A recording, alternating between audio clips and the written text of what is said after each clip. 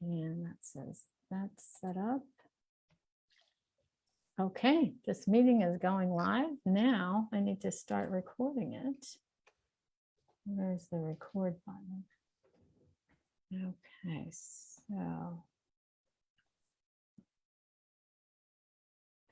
so if everybody could mute themselves, we'll start this meeting. Hello, everybody. I'm Laura Lee Green, Psychic Extraordinaire. It's great to see you all here.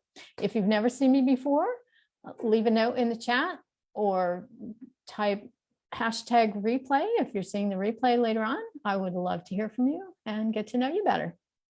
So today we're doing a class. I've labeled it Clearing the Space, but basically it's psychic development. And it's not the beginning stages, but it's one of the aspects of things that you might want to do in order to be more grounded, clear, solid, and just totally together so that you can be more intuitive.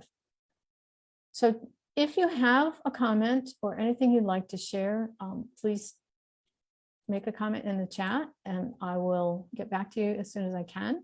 I will be flipping back and forth from the PowerPoint display to the chat so we can cover all bases.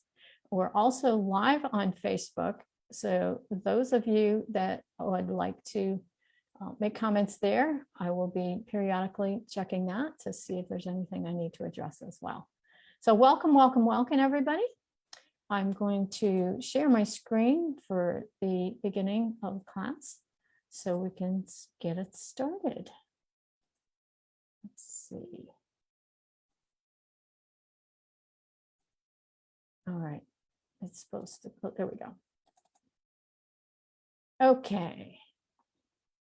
So today's class, Clearing the Space,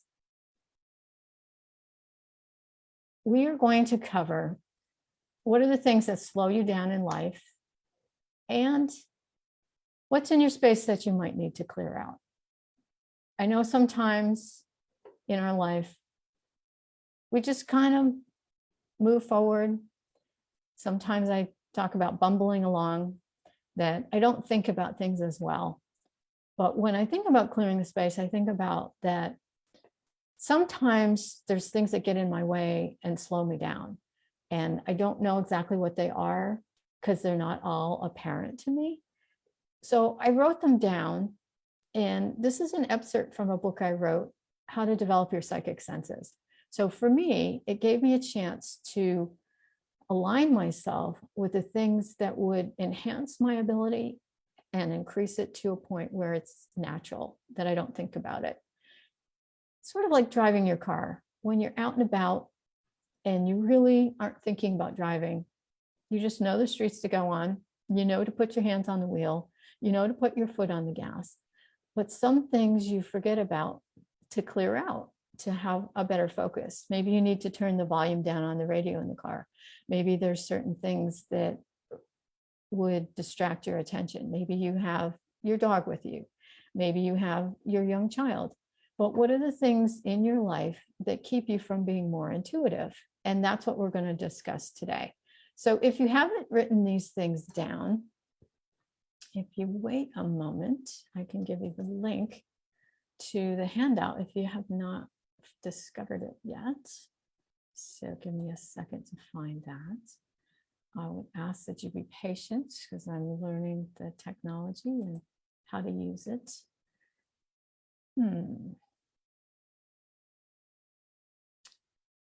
Let's see, where would that handout be?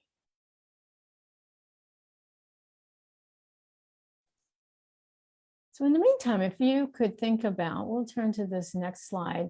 What are some of the physical things that you feel you need to clear out in your space? And you can put those in the chat if you want, or you can jot them down on a piece of paper and say to yourself, okay, so what are those things? What are some of the things in your life that you know that you need to clear out? Let's see. Give me a second. There we go.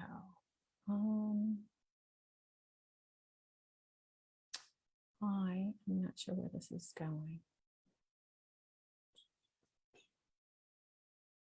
The screen is paused. Okay. This is not working.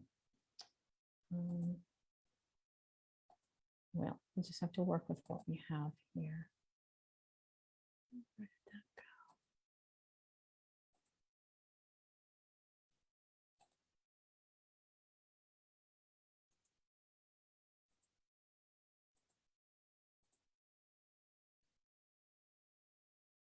go? Okay, now I've lost the handout. Hold on, be patient with me.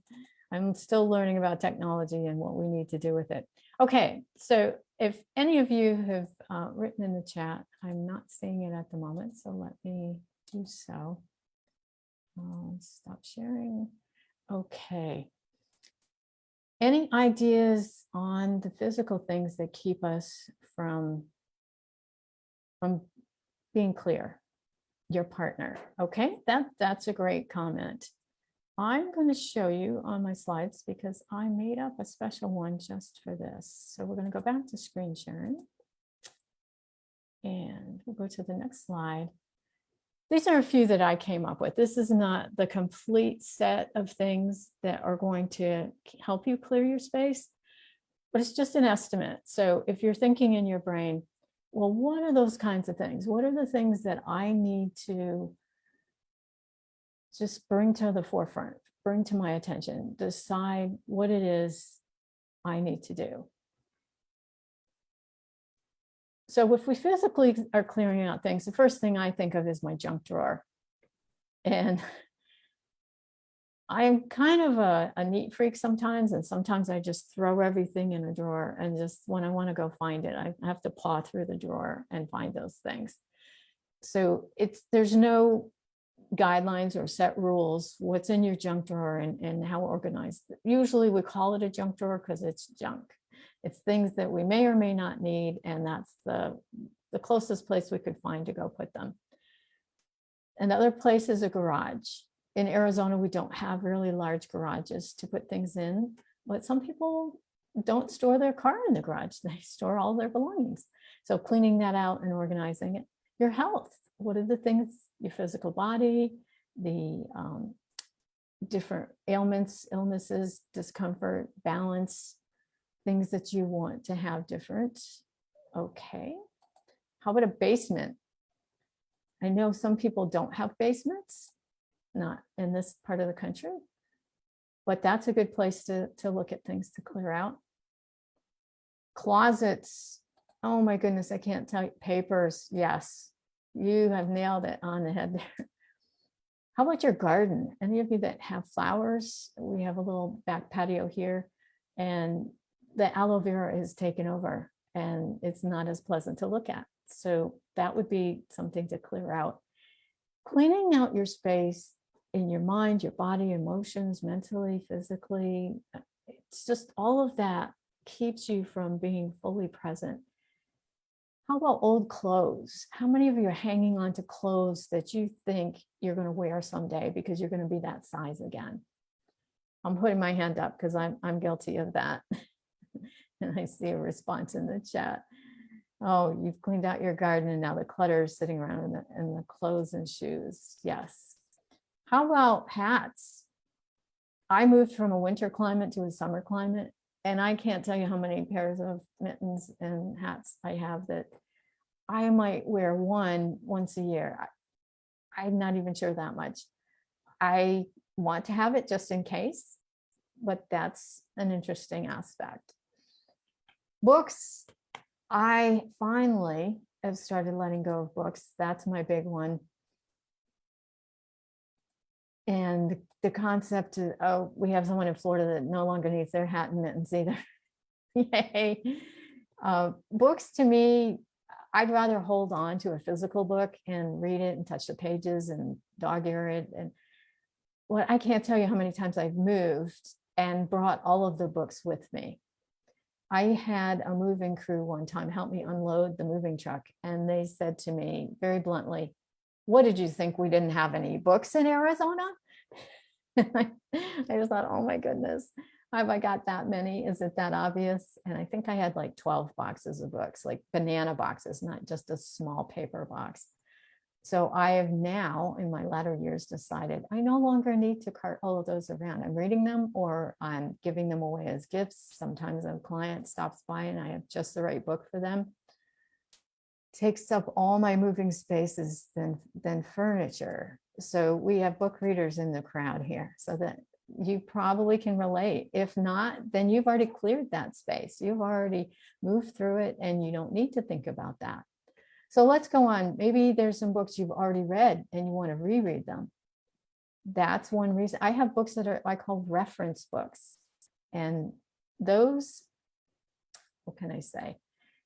I want to have them for someday when I need to look up something.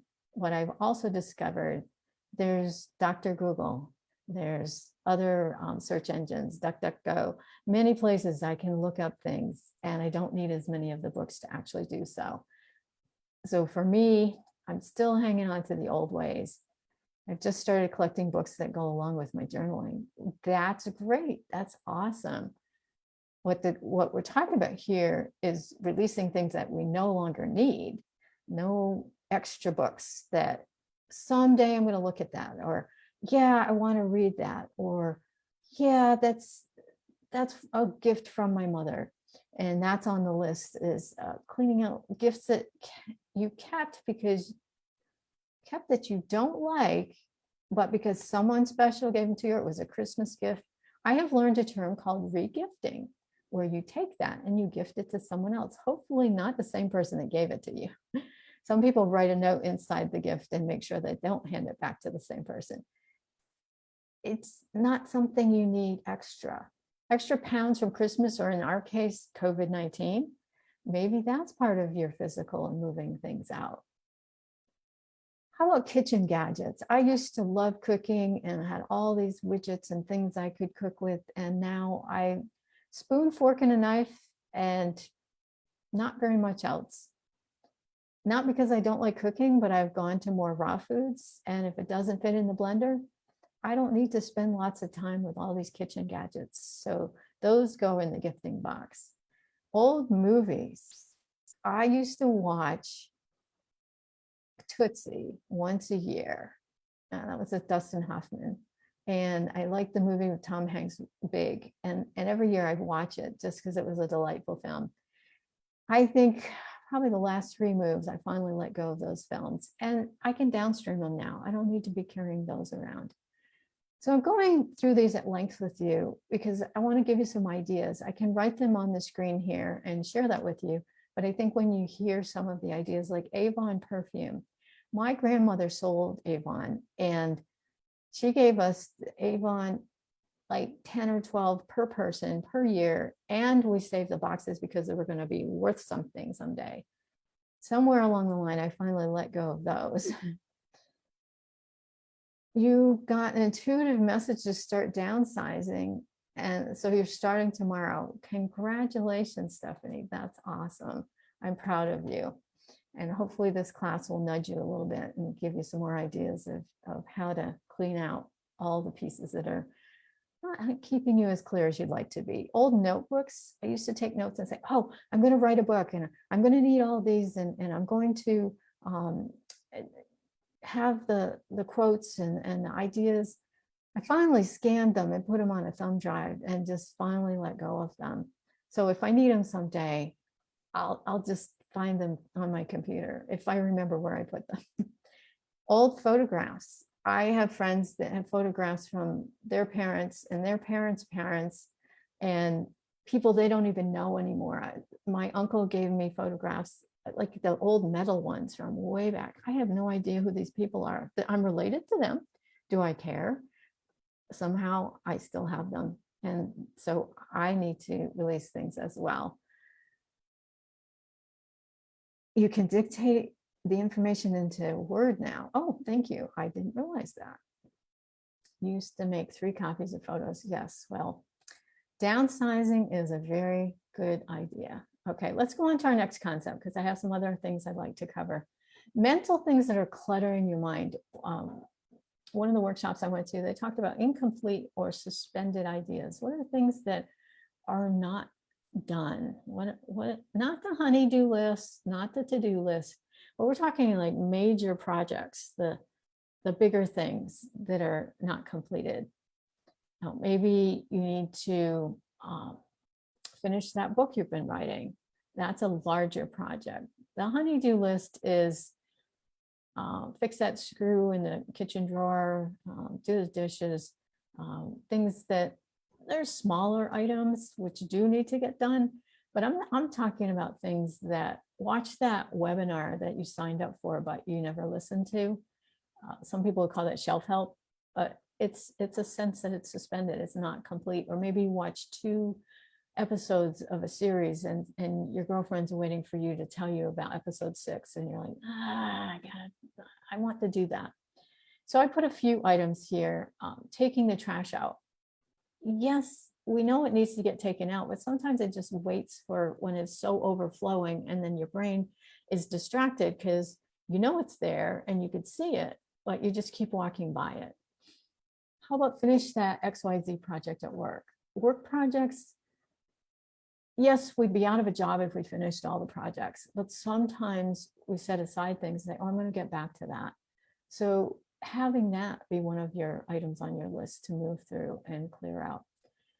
How about book that flight for your vacation? I have a credit from having to cancel a flight during COVID-19, and it's going to expire the end of September if I don't book it. So that's suspended over my head, waiting for me to do something about it. So I'm going to do my best to book that. I probably should put it down on my list to a date when I'm actually going to book it. And I saw an article today about one guy had to actually drive to the airport to where the booking agent was because he was on the phone for 4 hours. So I'm going to figure out how to book that and not have that suspended over me. My sister's child is sick. What if you have friends, relatives, acquaintances, maybe for myself, clients that I'm hearing things about them, and that's floating around in my head. It's all around me and I haven't resolved it. I haven't detached from it.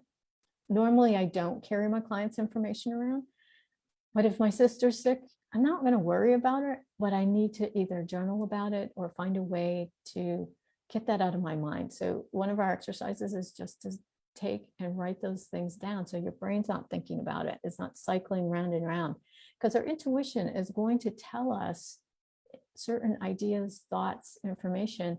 And if we don't take an action to do something about it, the spirits, the guides, the teachers, the masters, the angels, they're all going to tell you again, hey, I don't think you got it because you didn't do anything. So that's why acknowledging it in some way helps you to clear your mind. So that would be a mental activity. I need to go grocery shopping. Now, there are some times and dates that are best to go grocery shopping, but if you put it off and it's on the back of your mind, you're going to be distracted by it slightly because you're thinking, oh, we're out of milk and the kids are going to want some for their lunch. That's when you take some action and go take care of it as soon as possible. My car needs an oil change. Now, my light comes on in my car to tell me when, but I've gotten 2 texts from the car garage already saying, hey, we haven't seen you in a while. So they're looking to do business, but I'm wondering if I missed that light coming on because they didn't turn it off properly last time. So that's on the back of my mind. So I either call them or I look at the odometer and say, hey, let me get that out of my mind. Let me figure out what to do with that. Pick up the children at school. Obviously, you're not going to forget your own children, but until that time comes for the pickup time, that could be in the back of your mind subconsciously. And any of you that don't have children, I'm sure there's something else like that that can hold your attention. So let's move on. I feel like you can read these on your own. This I can send out later as a handout. How about emotional things that are distracting you from your heart, from staying open? Now, when I think of emotions, I think of feelings. So the first thing I've got is releasing friends, family, and acquaintances that you no longer resonate with.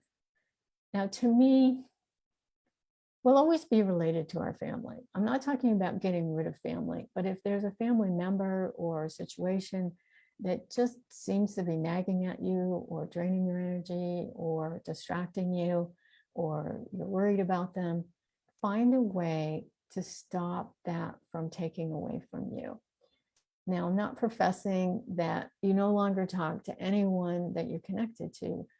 Connect more to the ones that you love and care about and fill you up, the ones that serve you better and really help you in your life, really enhance your life, really are what I call mutually reciprocal, a balanced connection.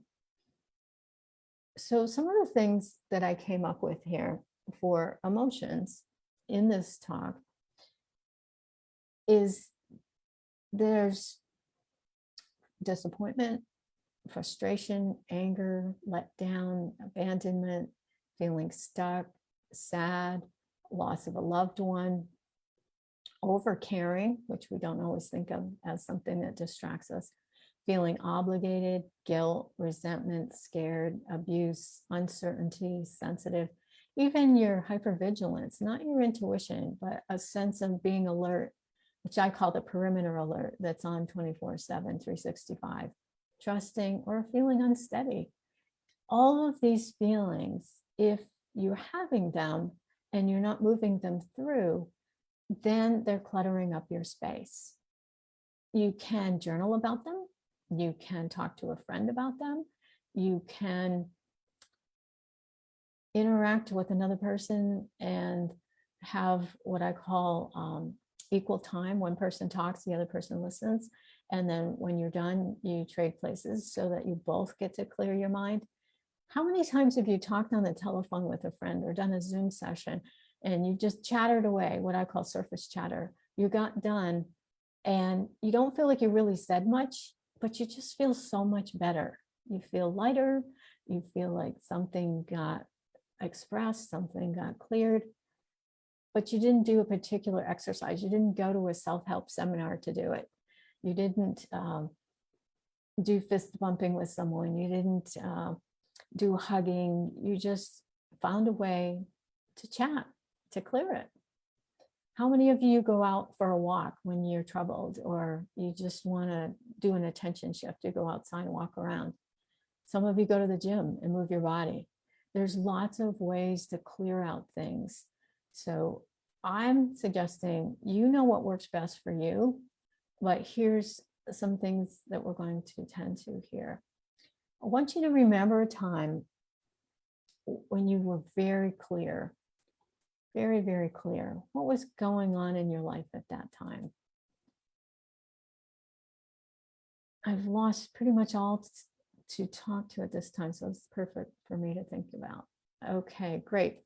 So yeah, some of these exercises you can do on your own. That's why I'm giving you specific examples so that you don't feel like, well, I don't know how to clear my emotions. I don't know how to clear my physical. I don't know how to do this or that.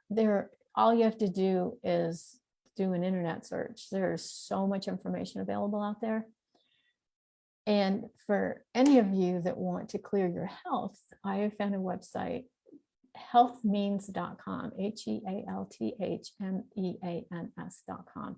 Now, I don't get a commission check. That's just one of the best ones that I found to help with health information.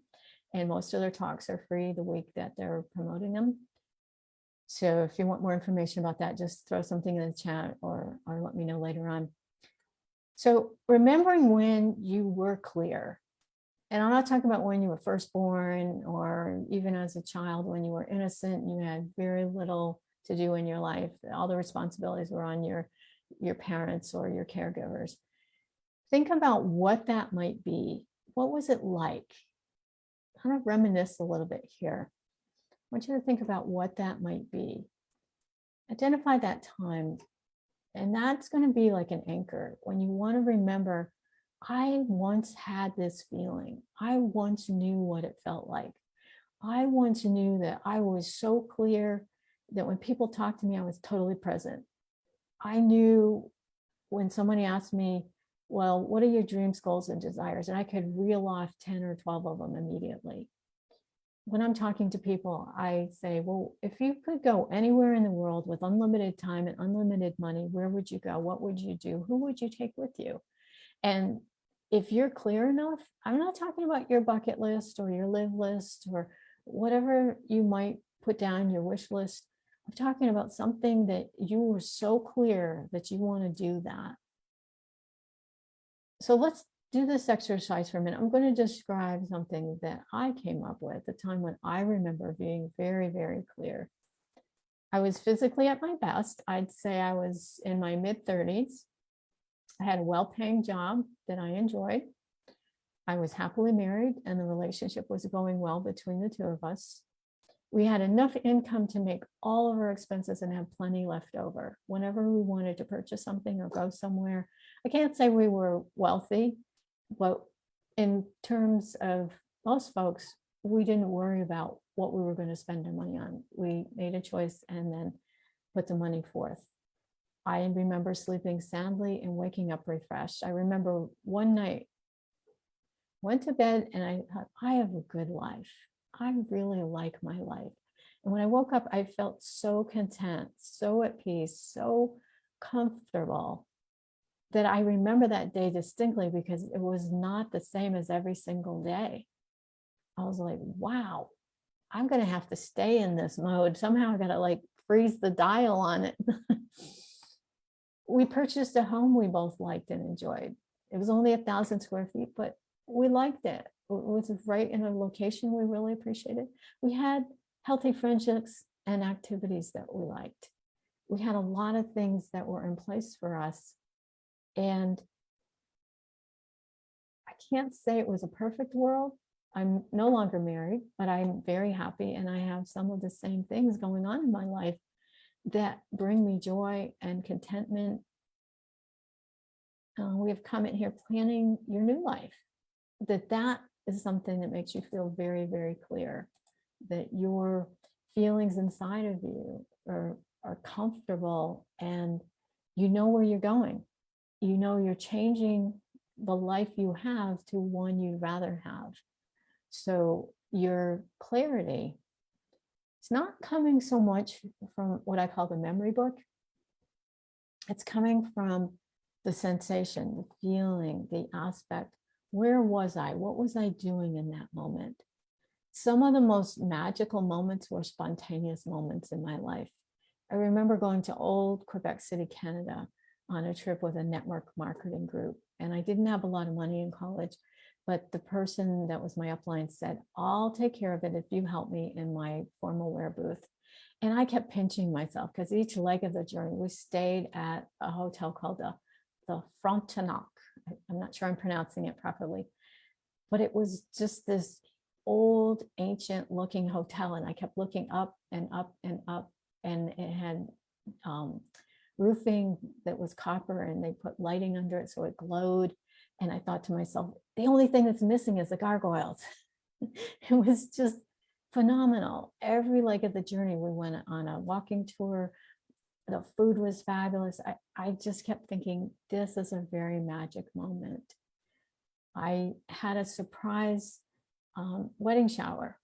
We were at a workshop and the people there decided, well, let's throw it together suddenly and not tell Laura Lee.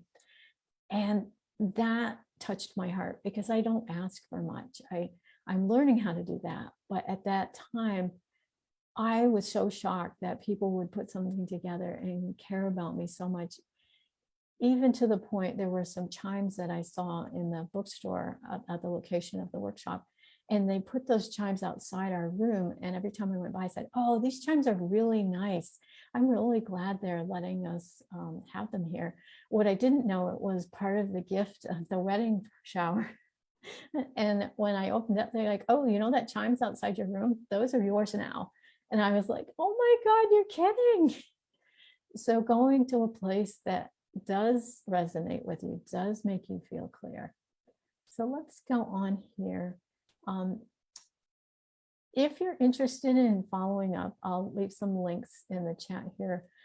Most of you probably found me through the newsletter or through the book I've written, How to Develop Your Psychic Senses. So let's take a look at what else is going on here. I want to flip over to Facebook to see if there's any comments from that group so we can answer any of their questions. So bear with me as we switch over here.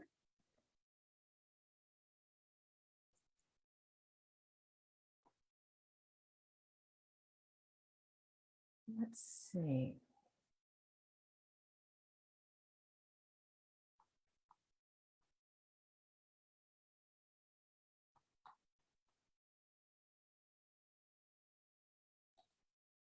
I also wanted to do a meditation with you. So this is one where you don't have to close your eyes, but I want you to think about what would it be like if you cleared out the things you no longer needed in your life? If you were, what's the word? Feeling a sense of peace and calm and comfort, where would you be? What would be going on in your life? I'm not talking about a memory where you felt super clear, but let's take a minute. Let's take a really deep breath. Breathe in, breathe in, breathe in, and hold it. Then breathe out through your mouth. Let's take another deep breath. Breathe in, breathe in, breathe in, and let it out. One more deep breath in, breathe in, breathe in, breathe in, and out through your mouth.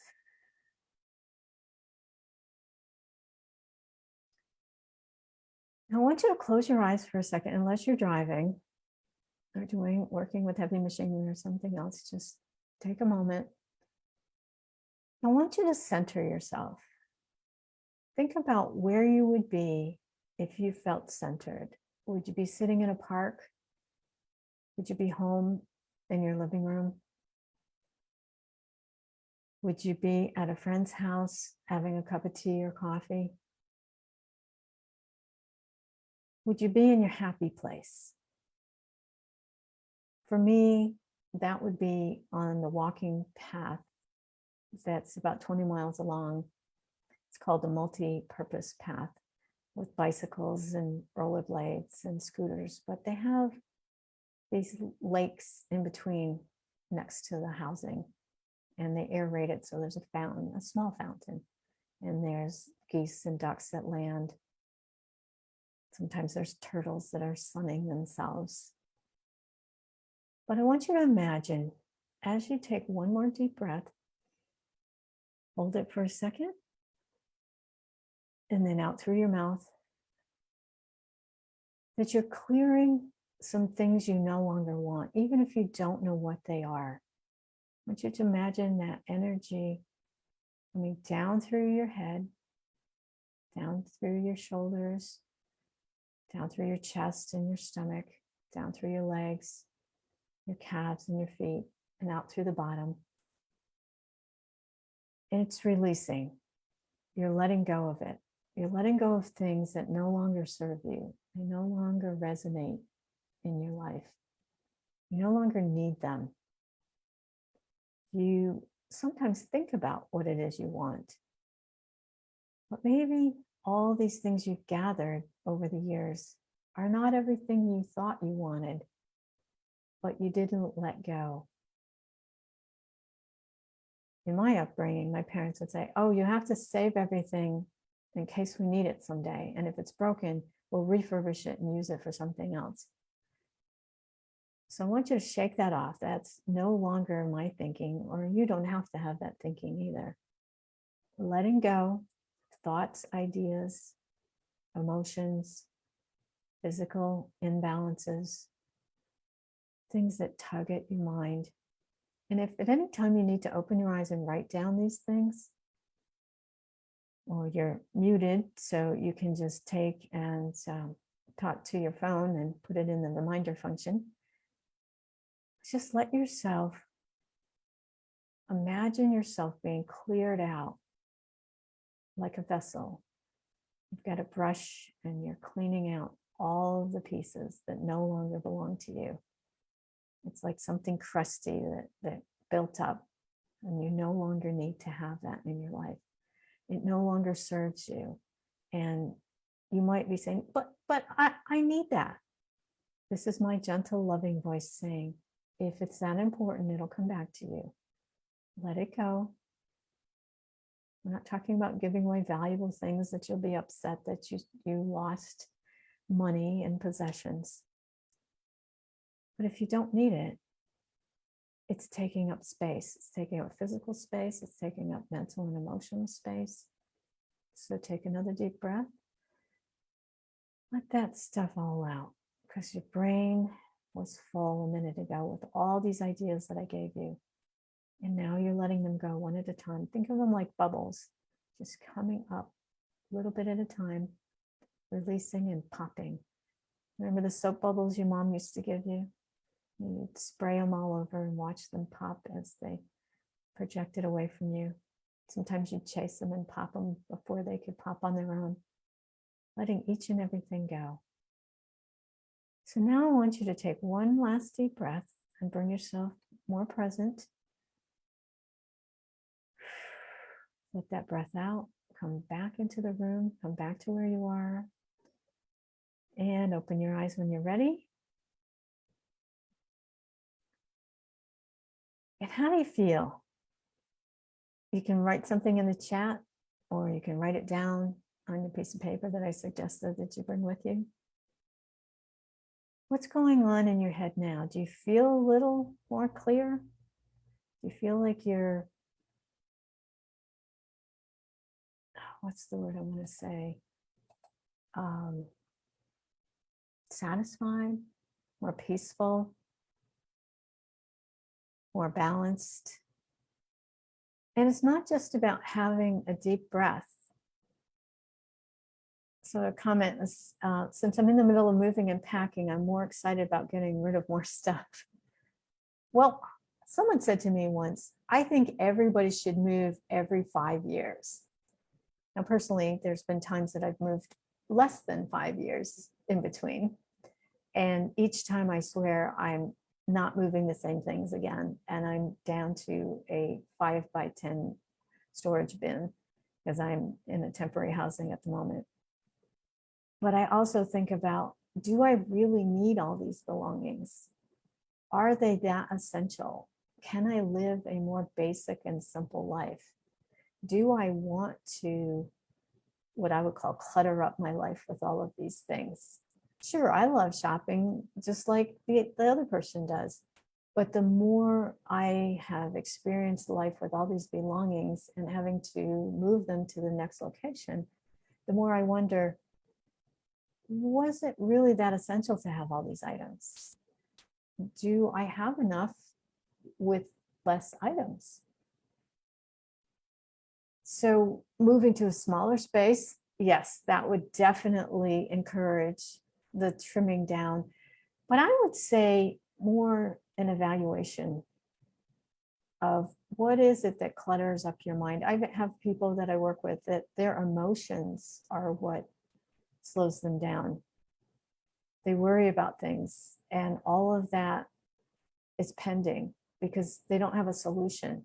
So one of my strongest suggestions is take an action.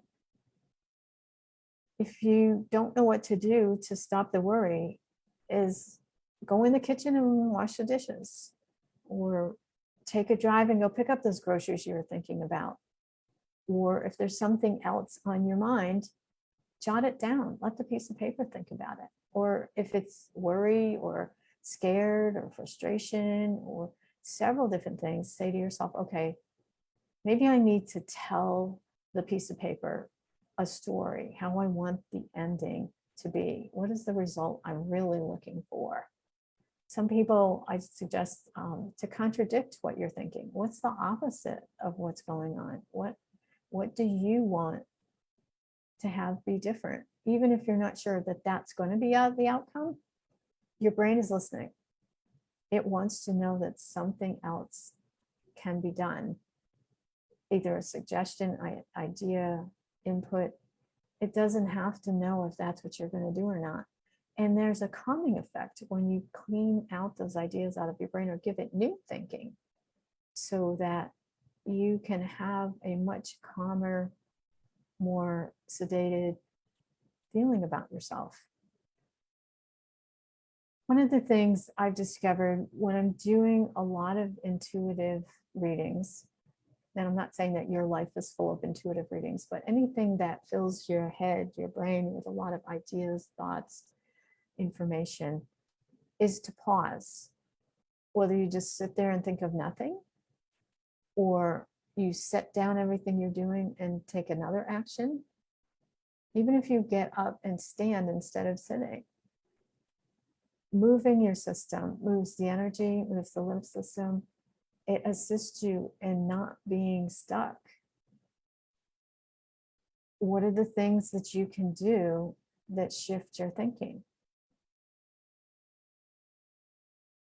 One of the things I've discovered in clearing my mind, if I'm stuck on an emotion, is to try to think of something instead of feeling. So listing 4 of anything, 4 round things, 4 orange things, 4 lakes, 4 streets, 4 people I know, 4 things that I've let go of. The brain can think of 3 very easily, but it's that 4th one that when we start striving to figure it out, the brain shifts from feeling to thinking, I'm sorry. I find myself standing a lot these days when I'm in deep thought. That's great, Stephanie. It's the circulation of the body, the energy, the flow, the oxygen.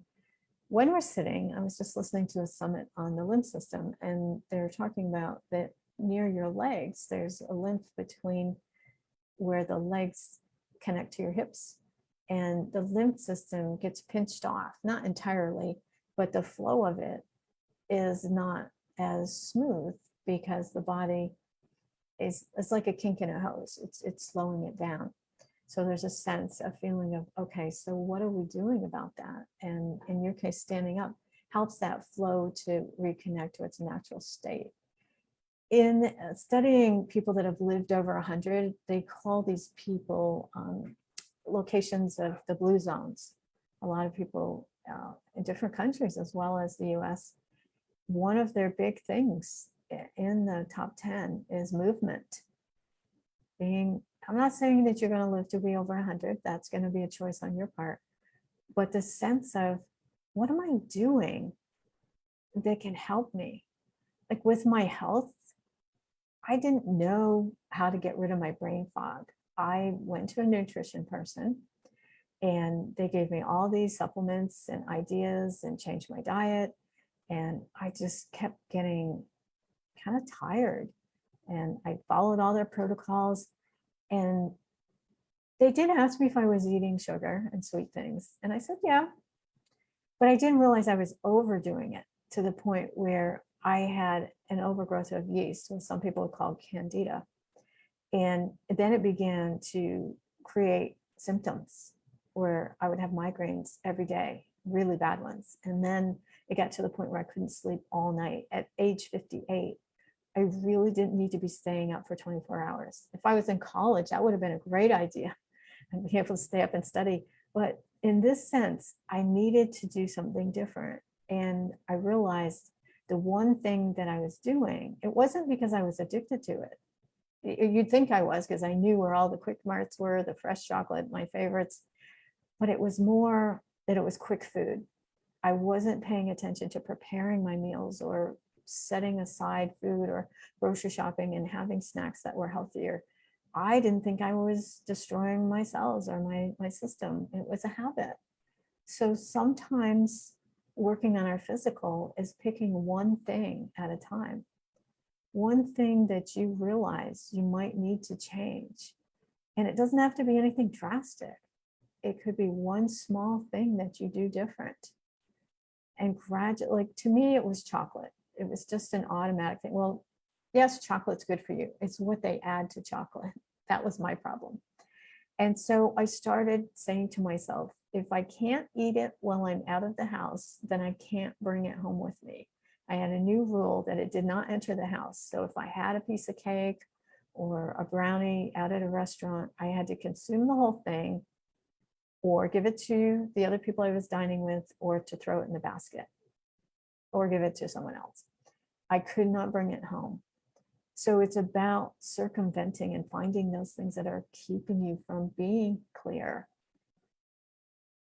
Maybe you have a friend that you feel you want to help. You've been assisting, talking to, connecting to, and you just care about that friend so much. But when you get done talking to that friend, you don't feel so good. You feel kind of let down. You feel like you spent all the time helping them and you didn't get a return on investment. You still like that friend, but you're like, oh, it's just not keeping me clear. And then you realize in order to be clear, you have to spend less time with that friend. You don't have to discard them or get rid of them unless they're really negative and bringing you down constantly. You just have to regulate your time. You need to identify the things that steal your energy. They're not trying to steal it, but you're forgetting that you wanted to give to them and you didn't check in with yourself to see how you felt afterwards. You didn't say, is this serving me? Is this helping me out? Because sometimes clearing yourself is about saying, what is it for me? What's in it for me? It's not selfish, it's not narcissistic, it's for the self. What are you doing that you need to do for you? Sometimes it's about sitting and doing nothing. I was at a Deepak Chopra talk, and the one woman spoke up and said she wanted to meditate better, and she asked him what to do. And he said, you do nothing. And she thought he was joking. And she said, no, I'm serious. I want to know how to meditate better. And Deepak Chopra, without, how do I want to say it, like, without flinching, he said, I too am serious. You do nothing. And the whole group was laughing, not at the lady, but because they got it, that it was about finding a deeper clarity. And sometimes doing nothing doesn't mean playing cards and distracting yourself. It doesn't mean sweeping the patio. It doesn't mean cooking. Doing nothing is literally just doing nothing, whether you're sitting doing nothing or laying and doing nothing. You can even be in the pool and lay there and just enjoy it. But nothing means not talking with a friend, not filling your brain with ideas and information and data, not searching the web. There's so much out there. I also find that I would turn my phone off at times because not staying clear can also mean that you're using your technology to fill your brain.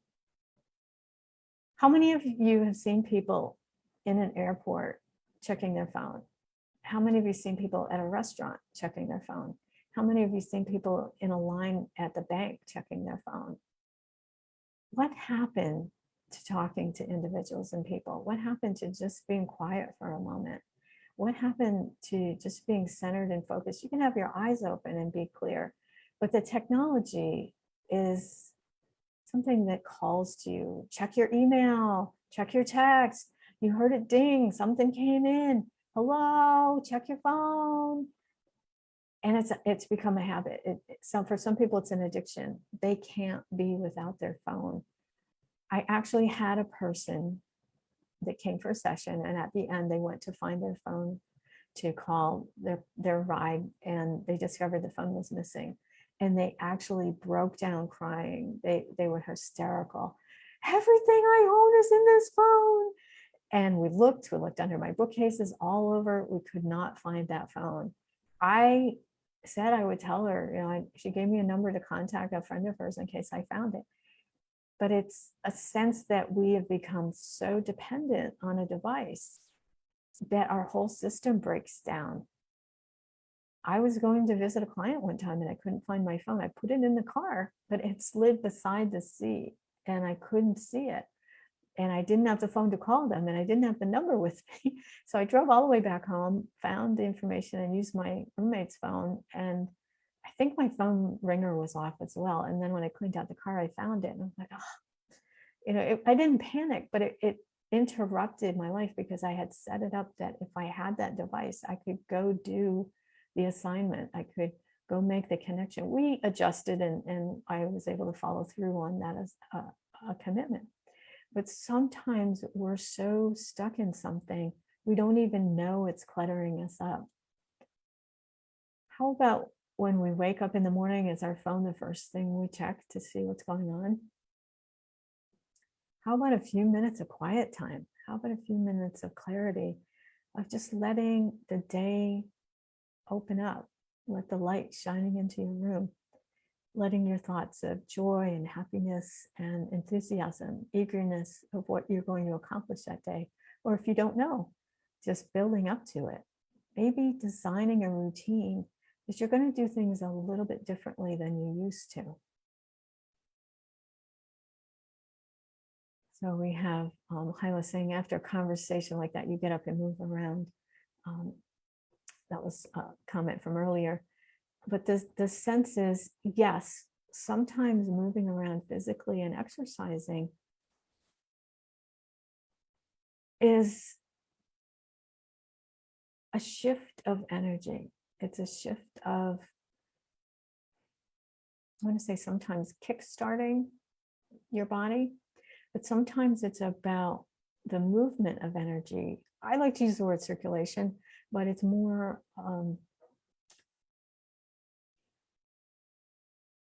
being in a different position physically. Because our bodies get, I want to say, dormant, or you can say like comfortable or shut down. What happens to your computer if you leave it long enough? Most of them are set up to shut off after 5 minutes. So what happens to you is a similar thing. Some of the organs and functions we don't need, so they just become dormant for that moment or minutes. And so sometimes we need to shift and have movement, so we're more alive, more vibrant, more clear, because our system is not sitting there thinking we have to do something, but that we're on our way to an action. We're going to do something that is joyful or comfortable or even confrontation. The clearer we are, the easier that action is going to be. So it's not, I'm not talking about the self-help people where they say you got to write everything down, each step, each action, you got to stand in the mirror and confront the person.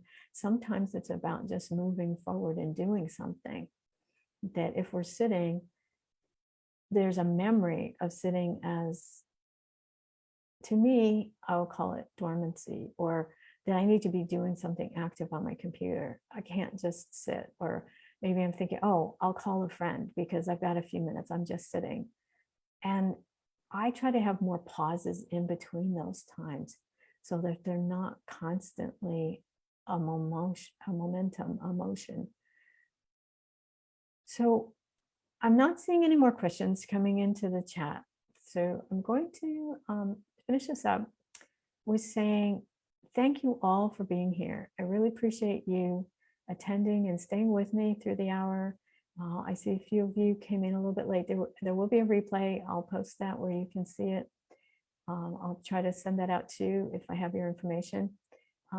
There's going to be more classes. So if you like what you saw here today, I'm going to produce a lot more. This is a little bit, what do I say, challenging, because I wasn't sure how it would show up on Facebook. So I've been checking a few things in between, but now I'm getting used to the technology. So the next one will go that much smoother. But I have so much information and things I'd like to impart to you guys. And this is just the beginning. This is what I would call the tip of the iceberg, because every year I get clearer and clearer about what I need to do. And the more I get centered and focused and balanced and clean up all the things in my life that don't work, then I can share that with you, what works best for me, and give you that information. So thank you all. I'm going to stop the recording now. Bye. know how to do that. There we go. And if you have any questions, I'll stick around for a few minutes. Thank you, Erica. Saw it on Facebook. I'm working on how to put it out there a little bit better. I realized I didn't give a good description because I'm still new at how to post those things. So thank you for supporting me and being here and showing up and giving me a chance to learn how to do this a little bit better. So Stephanie, I know you said you were excited about you were going to clean out. It looked like a pond. Do you have something there that you were going to look at clearing? Oh, the one thing I did forget was your clearing statement. You can say, I want the highest and best. I want all things for my goodness or the goodness around me. You make up one. There's no set thing that you need to have. There's no absolute words. It's just up to you what it is that you would like to say that to you says, I'm clearing this. Some people like sage, some people like mantras. It's up to you what you use.